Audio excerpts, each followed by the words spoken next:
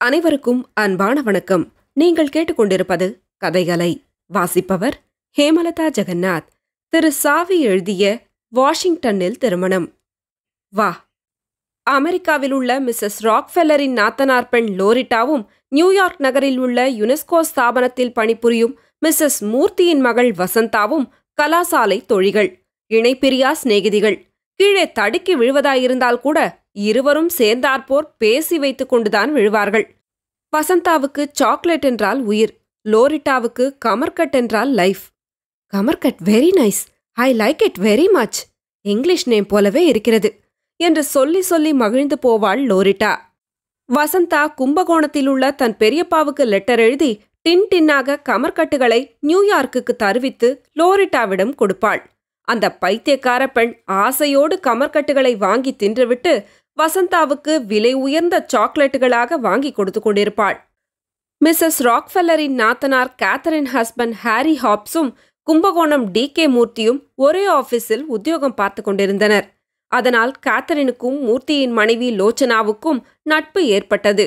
அந்த நட்பு நாளொரு டிரெஸ்ஸும் பொழுதொரு பவுடருமாக வளர்ந்து கொண்டிருந்தது. ஒரு சமயம் கேத்தரினின் நாய் இருந்து போன போது மிஸ்ஸஸ் மூர்த்தி 3 நாள் தீட்டு காத்தாள். அதை போலவே மிஸ்ஸஸ் மூர்த்தியின் பனாரஸ் பட்டுப்புடவை சாயம் போய்விட்டது என்பதை அறிந்த கேத்தரின் துக்கம் விசாரிக்க வந்தாள். மிஸ்ஸஸ் மூர்த்தி அடிக்கடி மெட்ராஸ் ஸ்டேட்டின் அழகு பற்றி கேத்தரினிடம் அளந்து விடுவாள். எங்க தென்னிந்தியாவில் தென்னை மரங்கள் ரொம்ப வசதி.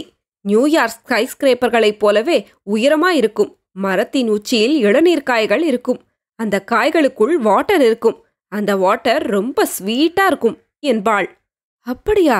அவ்வளவு உயரத்தில் போய் அந்த காய்களை எப்படி எடுப்பார்கள்? ஒவ்வொரு மரத்துக்கும் லிஃப்ட் இருக்குமா என்று வியப்புடன் விசாரிப்பாள் கேத்தரின். மிஸ்ஸஸ் மூர்த்தி சிரித்துக்கொண்டே, லிஃப்டும் இருக்காது, படிக்கட்டும் இருக்காது. எங்கள் ஊரில் மனிதர்களே மளமளவென்று மரத்தின் உச்சிக்கு ஏறி போய் விடுவார்கள் என்பாள். இஸ் இட் வண்டர்ஃபுல், ஆச்சரியமாயிருக்கிறதே என்பாள் கேத்தரின். நீ ஒரு தடவை மெட்ராஸுக்கு வந்து பாரு, அதெல்லாம் நேரில்தான் பார்க்க வேண்டும், சொல்லி தெரியாது என்றாள் மிஸ்ஸஸ் மூர்த்தி. எனக்கும் மெட்ராஸ்க்கு வரவேண்டும் என்று ரொம்ப நாளாக ஆசைதான். அதற்கு நீதான் ஏதாவது ஒரு வழி செய்ய வேண்டும் என்றாள் கேத்தரின். அடுத்த மாதம் என் டாட்டர் வசந்தாவுக்கு தாஞ்சூரில் மேரேஜ். பையனுக்கு டெல்லி செக்ரட்டேரியட்டில் வேலை. நீ, உன் ஹஸ்பண்ட், உன் டாட்டர் மூவரும் வந்து விடுங்களே என்றாள் மிஸ்ஸஸ் மூர்த்தி. ஷோர் ஷோர் என்றாள் கேத்தரின். தாஞ்சூர் என்றதும் கேத்தரின் மகள் லோரிட்டாவுக்கு சந்தோஷம் தாங்கவில்லை. அவள் வசந்தாவின் மூலமாக தாஞ்சூர் பற்றி ஏற்கனவே நிறைய கேள்விப்பட்டிருக்கிறாள். தாஞ்சூரில் வீதிகள் ரொம்ப குறுகலாக இருக்கும். 2 பேர் எதிரெதிராக வந்துவிட்டால் அவர்களில் ஒருவர் இன்னொருவரை குனியச் சொல்லி பச்சை குதிரை தாண்டி கொண்டுதான் போக வேண்டும். கிரீன் ஹார்ஸ் ஜம்பிங் பார்ப்பதற்கு ரொம்ப வேடிக்கையாயிருக்கும். Tanjore temple very big temple. டெம்பிளில் உள்ள புல் வெரி வெரி பிக். கோபுரத்தின் நிழல் கீழே விழாது. தினம் தினம் விழுந்து கொண்டிருந்தால் அதற்கு பலத்த காயம் ஏற்படும் என்பதற்காக சிற்பிகள் அவ்வாறு கட்டியிருக்கிறார்கள். தாஞ்சூர் ஃப்ளவர் பஞ்ச், கதம்பம், கேஷ்யூ நட், முந்திரி பருப்பு, அம்ப்ரல்லா சில்லிஸ், குடமுளகா, தெருப்புழுதி, ரோட் டஸ்ட் எல்லாம் ரொம்ப ஃபேமஸ். தாஞ்சூர் என்றதும் லோரிட்டாவுக்கு இவ்வளவு விஷயங்களும் ஞாபகத்துக்கு வந்தன. தாஞ்சூரை பார்க்க வேண்டும் என்ற ஆசை ஒவ்வொரு நாளும் அவள் பிடரியை உந்தி தள்ளியது. அதனால் ராத்தூக்கம் இல்லாமல் போய்விடவே பகலிலேயே உறங்கிக் கொண்டிருந்தாள். வசண்டா, உன் மேரேஜுக்கு நான் தாஞ்சூர் வரப்போகிறேன். அங்க கோகனட் ட்ரீ, டெம்பிள் டவர் பார்க்க போகிறேன். ஒரு சாக்லேட் டப்பா நிறைய ரோட் டஸ்ட்டை அடைத்து கொண்டு வரப்போகிறேன். எனக்கு ரோட் டஸ்ட் என்றால் ரொம்ப பிடிக்கும். நியூயார்க் சிட்டி ரொம்ப ரொம்ப வஸ்ட். இங்க ரோட் டஸ்டே கிடைப்பதில்லை. தாஞ்சூர் சிட்டி தான் ஜாலி என்றாள். மறுநாளே மூர்த்தி தம்பதியர் தங்கள் மகள் வசந்தாவுடன் கேத்தரினையும் அவள் குடும்பத்தாரையும் கல்யாணத்துக்கு அழைப்பதற்காக அவர்கள் வீட்டுக்கு சென்றிருந்தனர். நாங்கள் அடுத்த வாரமே மெட்ராஸுக்கு புறப்பட போகிறோம்.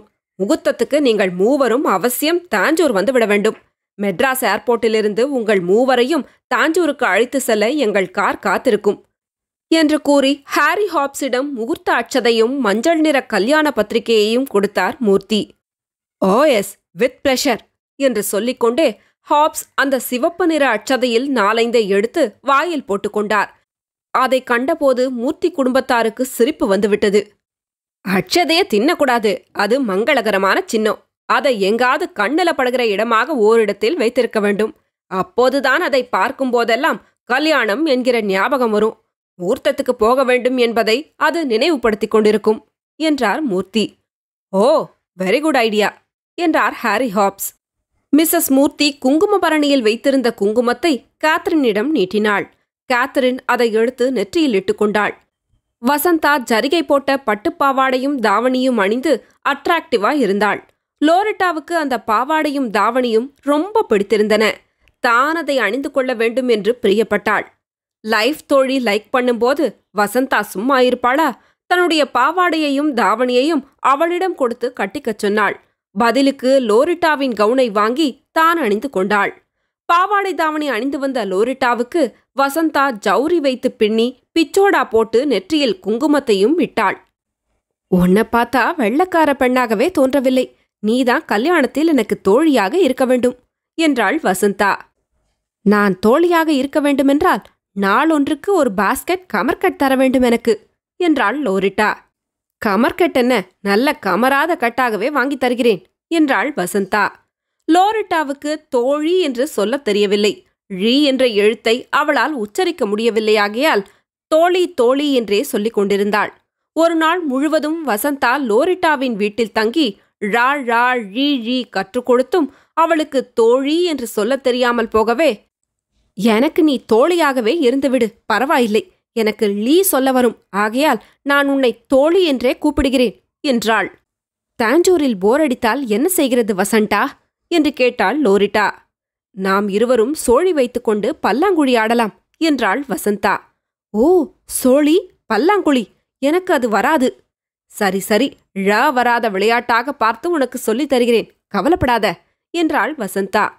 டி.கே. மூர்த்தி, அவர் மனைவி லோச்சனா, மகள் வசந்தா மூவரும் அடுத்த வாரமே இந்தியாவுக்கு புறப்பட்டு விட்டார்கள். ஹாரி ஹாப்ஸ், கேத்தரின், லோரிட்டா மூவரும் நியூயார்க் விமான கூடத்துக்கு வந்து அவர்களை வழி அனுப்பி வைத்தார்கள். அப்புறம் 10 நாட்கள் கழித்து ஹாப்ஸ் தம்பதியரும் அவர் மகளும் கல்யாணத்துக்கு வந்து சேர்ந்தார்கள். தாஞ்சூரில் 4 நாள் கல்யாணம் தடபுடல் பட்டது. ஹாப்ஸ் குடும்பத்தாருக்கு தனி ஜாகை ஏற்பாடு செய்யப்பட்டிருந்தது. 4 நாளும் கேத்தரின் கவுன் அணியவில்லை. 18 முழம் பட்டுப்புடவைதான். லோரிட்டாவுக்கு பாவாடை தாவணிதான். ஹாப்ஸுக்கு வேஷ்டி அங்கவஸ்திரம்தான். நீளமான அந்த பட்டுப்புடவையை கேத்தரினுக்கு கொசுவம் வைத்து கட்டிவிடுவதற்குள் வசந்தாவின் அத்தைக்கு பெரும்பாடாகிவிட்டது. அதை கட்டிக்கொண்ட கேத்தரின் நடக்கத் தெரியாமல் தடுக்கி தடுக்கி விழவே வீல்சேர் வரவழைத்து போலியோ பேஷண்ட் போல் அதில் உட்கார்ந்தபடியே அங்கங்கு போய்க் கொண்டிருந்தாள். எல்லா பெண்களும் அவளை, கேத்தரின் மாமி, காபி சாப்பிட்டீர்களா? நியூயார்க் மாமி, மஞ்சள் பூசி குளித்தீர்களா என்று ஓயாமல் விசாரித்தபடியே இருந்தார்கள். சுமங்கலி பிரார்த்தனையின் போது எல்லா பெண்டுகளோடும் சேர்ந்து அந்த நியூயார்க் மாமியையும் உட்கார வைக்காத குறைதான். ஹாரி ஹாப்ஸ் கேமராவை தோளில் மாட்டிக்கொண்டு கல்யாண சடங்குகளிலேயே கண்ணும் கருத்துமாயிருந்து படம் எடுப்பதும் குறிப்புகள் எழுதி கொள்வதுமாயிருந்தார். நாதசுர வாத்தியம், தவில், ஜால்ரா, தென்னங்கீற்று பந்தல், ஓமப்புகை, வாழை மரம், தாலிச்சரடு, அம்மிக்கல், அருந்ததி, மருதாணி, கண்மை இத்தனையும் பற்றி கேள்வி மேல் கேள்வியாக கேட்டு குறிப்பு எடுத்துக்கொண்டார். சில சமயம் அவர் குறிப்பெழுதிக் கொண்டே ஒவ்வொரு இடமாக போகிறபோது அவர் கட்டியிருந்த பஞ்சகச்ச வேஷ்டி பின்பக்கமாக அவிழ்ந்து தரையெல்லாம் பெருக்கிக் கொண்டே போகும். வேஷ்டி அவிழ்ந்தது கூட தெரியாமல் அவர் பாட்டுக்கு ஓடிக்கொண்டே இருப்பார். அடிக்கடி அவிழ்ந்து போகும் பஞ்சகச்சத்தை எடுத்து செருகி விடுவது சாத்தியமில்லாமற் போகவே அவர் போகிற இடத்துக்கெல்லாம் அவர் பஞ்சகச்சத்தை பின்னாலேயே தூக்கி பிடித்து கொண்டு செல்ல தனியாகவே பேஜ் பாய், அதாவது உடைத்தாங்கி ஒருவனை நியமித்து விட்டார்கள். வாழை மரம் என்பது தாஞ்சூரில் நிறைய பயிராகிறது. அதனால் அவற்றை வெட்டி வந்து பந்தல் முழுதும் கட்டிவிடுகிறார்கள். வாழை இலைகளை சாப்பிடுவதற்கு உபயோகிக்கிறார்கள். காய்களை வெட்டி சமைத்து விடுகிறார்கள். வாழைப்பட்டைகளிலிருந்து நார் என்னும் ஒரு வகை த்ரெட் தயாரித்து அதில் பூ தொடுக்கிறார்கள். வாழைக்கும் பூ உண்டு. ஆனால் அந்த பூவை தலையில் சூடிக்கொள்வதில்லை. கல்யாணத்துக்கு முதல் நாள் ஜான் வாசம் என்ற பெயரில் ஒரு ப்ரொசஷன் நடக்கிறது. அப்போது பிரைட் க்ரூம் சூட் அணிந்து கொள்கிறார். அந்த ஃபங்க்ஷனின் போது மாப்பிள்ளை ஆங்கில முறையில் ட்ரெஸ் செய்து கொள்வதால் ஒருவேளை இதை ஜான் வாசம் என்று ஆங்கில பெயரிலேயே குறிப்பிடுகிறார்களோ என்னவோ. ஜான் வாசம் என்பது பிள்ளையை மட்டும் காரில் ஊர்வலமாக அழைத்துச் செல்லும் ஒரு ஃபங்க்ஷன்.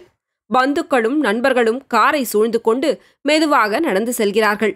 எல்லாருக்கும் முன்னால் நாதசுரக்காரர்கள் போகிறார்கள். தவில் என்பது டபுள் ஹெட்டட் இன்ஸ்ட்ருமெண்ட். இதை வாசிப்பவருக்கு குடுமி உண்டு. இவர் ஒரு பக்கத்தை ஸ்டிக்கால் பீட் செய்து கொண்டு மறுபக்கத்தை கையால் அடிக்கிறார். எப்படி அடித்தாலும் தவில் கிழிந்து போவதில்லை. தாலி கட்டும் நேரத்தில் சிலர் ஆள்காட்டி விரலை வேகமாக ஆட்டி இவரை பயமுறுத்துகிறார்கள். உடனே தவில்காரர் பயந்து டமடம என்று தவிலை கொட்டி முழக்குகிறார். அப்போது அவருடைய குடுமி அவிழ்ந்து போகிறது. உடனே வாசிப்பை நிறுத்திவிட்டு குடுமியை கட்டிக்கொள்கிறார்.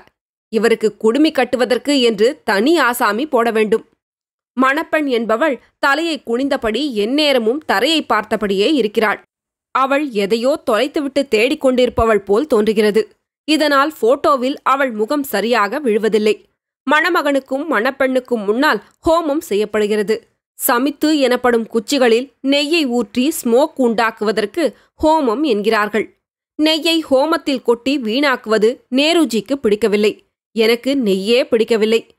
இந்த ஸ்மோக் சுற்றி உட்கார்ந்திருப்பவர்களின் கண்களில் புகுந்து எரிச்சலை உண்டாக்குகிறது. கல்யாண மண்டபத்தில் ஹோமம் நடக்கிற முற்றத்தில் தொழிற்சாலைகளில் உள்ளது போல் ஒரு புகைப்போக்கி கட்டி புகையை மேலே அனுப்புவதற்கு ஏற்பாடு செய்ய வேண்டும். மணப்பெண் தாலி கட்டிக்கொள்வதற்கு முன்னால் கூரைச்சேலை கட்டிக்கொள்கிறாள். ஆங்கிலத்தில் இதை ரூஃப் சாரி என்று கூறலாம். மணப்பந்தலில் எல்லாரும் சப்பனம் போட்டுக்கொண்டு மணிக்கணக்கில் உட்கார்ந்திருக்கிறார்கள். இவர்களுக்கெல்லாம் தட்சணை என்கிற பூரி வழங்கப்படுகிறது.